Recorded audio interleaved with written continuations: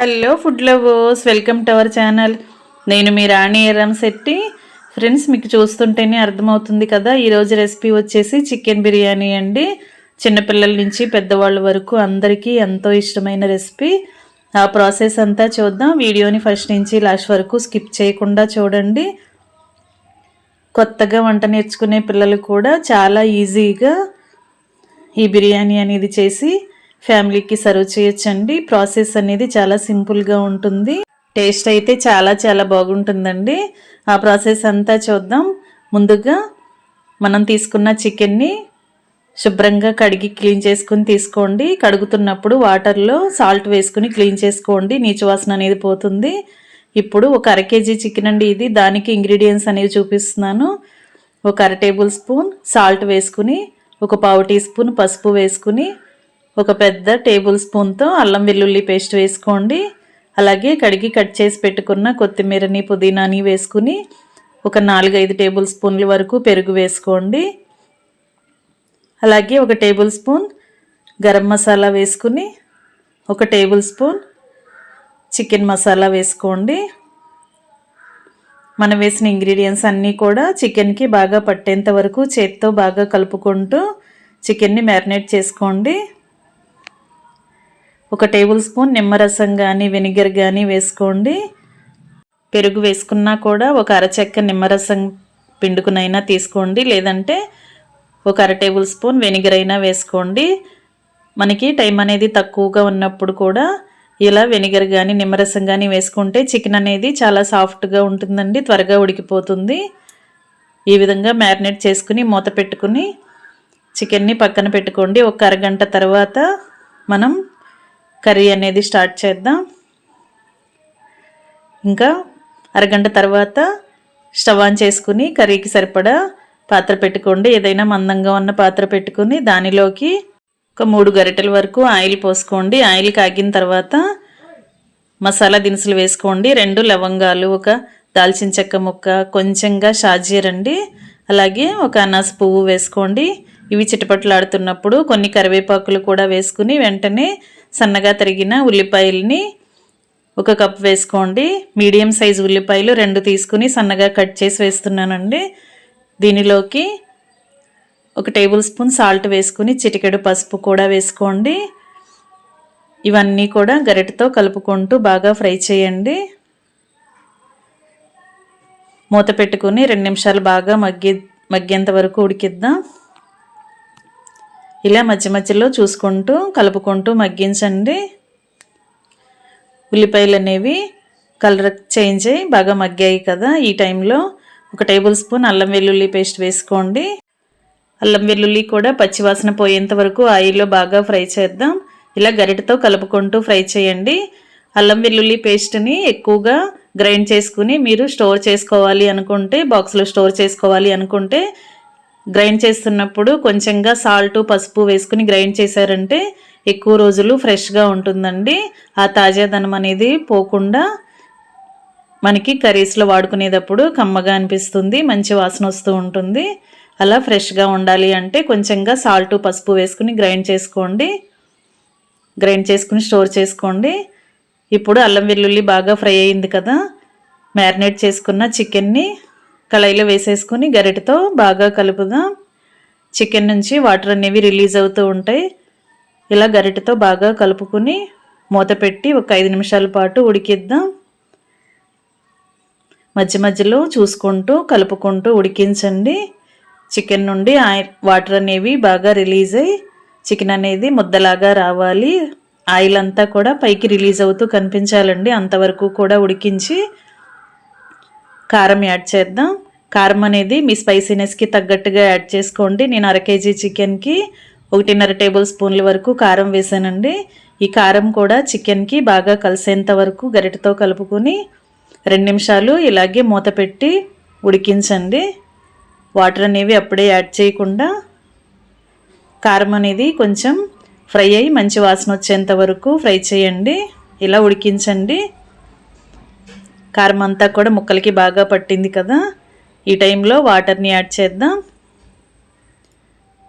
గ్లాసున్నర water పోస్తున్నానండి. రెగ్యులర్గా మనం తాగే వాటర్ గ్లాసులు ఉంటాయి కదా, ఆ గ్లాస్తో 1.5 గ్లాసుల వరకు వాటర్ పోసాను. ఈ వాటర్లోకి ముక్కలన్నీ కూడా బాగా కలుపుకొని మూత పెట్టి హై ఫ్లేమ్లో ఒక 5 నిమిషాలు ఉడికిద్దాం. ఇలా మధ్యలో చూసుకుంటూ ఉడికించండి. ఇలా ఉడుకుతున్నప్పుడు గరిటెతో కలుపుకుంటూ ఉడికించారంటే ప్రతి ముక్క కూడా ఈవెన్గా ఉడుకుతుంది. మనం చికెన్ని రైస్కి ప్రిపేర్ చేయట్లేదు కదా, బిర్యానీ కోసం ప్రిపేర్ చేస్తున్నాం కాబట్టి చికెన్ అనేది చాలా ముద్దలాగా దగ్గరగా ఉడికిపోవాలండి. వాటర్ అనేవి అస్సలు లేకుండా, గ్రేవీ ఏమీ లేకుండా ముద్దలాగా ఉడకాలి. అంతవరకు కూడా ఉడికించండి. ఇలా బాగా దగ్గరగా ఉడికిపోయి ఆయిల్ అనేది పైకి రిలీజ్ అవుతూ కనిపిస్తుంది కదా, ఈ టైం వరకు కూడా బాగా ఉడికించండి. మనం చికెన్ని మ్యారినేట్ చేసినప్పుడే కొత్తిమీర కూడా వేసాం కదా, ఇంకా ఈ టైంలో కొత్తిమీర వేయకుండా స్టవ్ ఆఫ్ చేసేయండి. ఈ కర్రీని పక్కన పెట్టుకోండి. ఇప్పుడు బిర్యానీ ప్రిపరేషన్ చూద్దాం. దానికోసం రైస్ని ఒక బౌల్తో కానీ గ్లాస్తో కానీ కొలిచి తీసుకోండి. నేను ఈ బౌల్తో 3 కప్పుల వరకు బాస్మతి రైస్ని ఒక గిన్నెలోకి వేసుకున్నానండి. రైస్ అనేవి మీరు ఎన్ని గ్లాసులు వండుకోవాలి అనుకుంటే అన్ని గ్లాసుల రైస్ని ఒక బౌల్తో కానీ గ్లాస్తో కానీ కొలిచి ఇలా ఒక గిన్నెలోకి వేసుకోండి. వీటిని ఎక్కువగా వాటర్ పోసి కడగండి. మరి బియ్యాన్ని ఎక్కువగా చేతులతో ప్రెస్ చేస్తున్నట్లుగా చేయకుండా లైట్గా కలుపుతూ ఈ వాటర్ని తీసేయండి. ఎక్కువగా కలిపారంటే రైస్ అనేవి విరిగిపోతాయి. ఈ విధంగా వాటర్ అన్నీ కూడా తీసేసాం కదా, ఈ రైస్లోకి 1 table spoon salt, 1 table spoon oil వేసుకోండి. ఇప్పుడు 1.5 గ్లాసులు వాటర్ పోస్తున్నానండి. మనం 3 గ్లాసులు రైస్ తీసుకున్నాం, 3 కప్పుల రైస్ తీసుకున్నాం. 1.5 కప్పుల వరకు వాటర్ పోస్తున్నాను. వాటర్ అనేవి ఎక్కువగా పోయకుండా ఇలా మనం కరెక్ట్గా పోసి నానబెట్టుకుని ఉన్నట్లయితే రైస్లో ఎక్కువగా వాటర్ అనేవి వేస్ట్ అవ్వకుండా కరెక్ట్గా నాని ఉంటాయండి. అంతేకాకుండా మనకి కుకింగ్ అనేది కొంచెం లేట్ అయినా కూడా రైస్ ఎక్కువగా నానిపోయి విరిగిపోతాయి అనే ప్రాబ్లం అనేది లేకుండా మనం 1 టేబుల్ స్పూన్ ఆయిల్ని కొంచెంగా సాల్ట్ని వేసి ఇలా నానబెట్టుకుని ఉంచుకున్నట్లయితే రైస్ అనేవి మెత్తపడకుండా కరెక్ట్గా నాని ఉంటాయండి. ఈ రైస్ని పక్కన పెట్టుకోండి. ఈ బౌల్ పక్కన పెట్టుకొని ఇప్పుడు బిర్యానీలోకి స్పైసెస్ని చూద్దాం. గరం మసాలా దినుసులని చూద్దాం. బిర్యానీ ఆకులు, మరాఠీ మొగ్గలు, లవంగాలు, స్టోన్ ఫ్లవర్ అండి, ఇది బండ పువ్వు అంటాం కదా, రాతి పువ్వు ఉంటే వేసుకోండి, లేదంటే స్కిప్ చేసి అయినా చేసుకోవచ్చు. జాజికాయ మాత్రం చాలా తక్కువగా తీసుకోండి. ఇలా చిన్న ముక్కలు 2 తీసుకున్నానండి. ఎక్కువగా వేసినట్లయితే బిర్యానీని ఆ ఫ్లేవర్ అనేది డామినేట్ చేస్తూ ఉంటుంది. తక్కువగా తీసుకోండి. అలాగే జాపత్రి, నల్ల యాలకులు, స్టార్ పూలు, దాల్చిన చెక్క కూడా తీసుకోండి. హోల్ గరం మసాలా దినుసులు తీసుకోండి. ఇప్పుడు 2 మీడియం సైజు ఉల్లిపాయలని ఇలా సన్నగా చిలికల్లాగా కట్ చేసి పెట్టుకోండి. స్టవ్ ఆన్ చేసి కళాయి పెట్టుకుని 3-4 గరిటెల వరకు ఆయిల్ పోయండి. ఆయిల్ బాగా కాగిన తర్వాత మనం ముందుగా కట్ చేసి పెట్టుకున్న ఆనియన్స్ని ఫ్రై చేయాలండి. బ్రౌన్ ఆనియన్స్ని ప్రిపేర్ చేయాలి. ఇలా ఆయిల్ బాగా కాగిన తర్వాత కట్ చేసి పెట్టుకున్న ఆనియన్స్ చిలికల్ని వేసేసుకుని గరిటెతో బాగా కలుపుకుంటూ ఫ్రై చేయండి. ఆనియన్స్ని విడివిడిగా వచ్చేలా గరిటెతో అలా కదుపుతూ ఫ్రై చేయండి.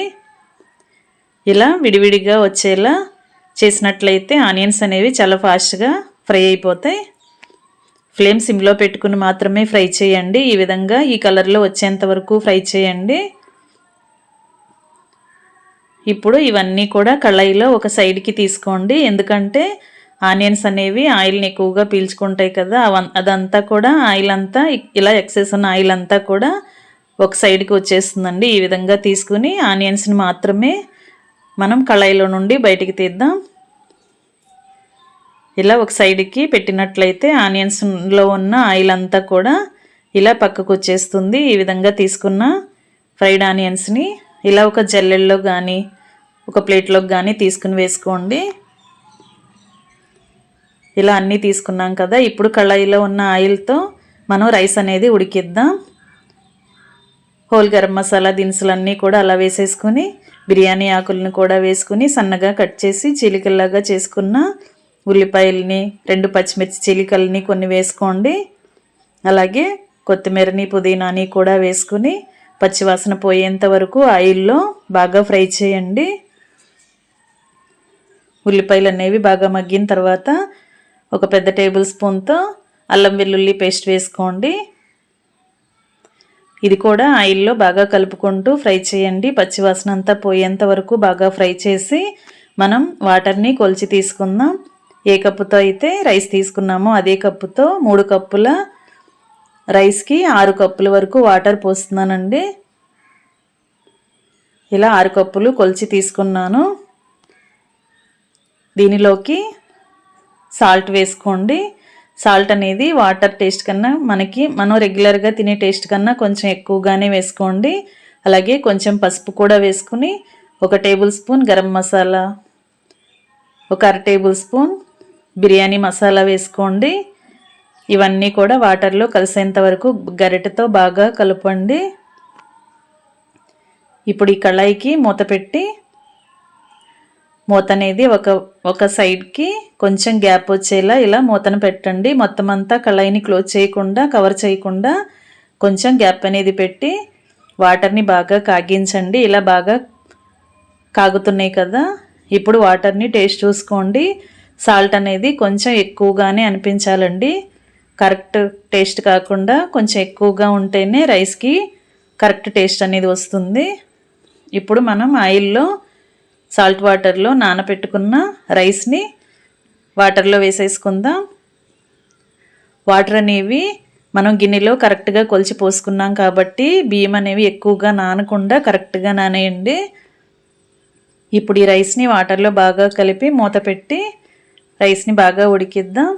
రైస్ అనేది మరీ మొత్తం 100% ఉడకకుండా ఒక 80% వరకు ఉడికితే సరిపోతుందండి. వాటర్ అనేవి మరీ ఎక్కువగా పోసామంటే ఈ రైస్ని వాటర్ నుండి తీసేయాలి. అంటే వాటర్ అనేవి ఎక్కువగా పోస్తే వాటర్ అన్నీ కూడా వేస్ట్ అయిపోతాయి.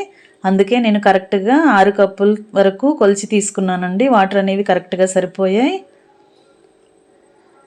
స్టవ్ ఆఫ్ చేసి ఆ రైస్లో ఇంకేమైనా వాటర్ అనేవి ఉంటే మొత్తం అన్నీ కూడా పక్కకు ఉంచేసుకుని పొడి పొడిగా ఉన్న రైస్ని మాత్రమే పాత్రలో పెట్టుకోండి.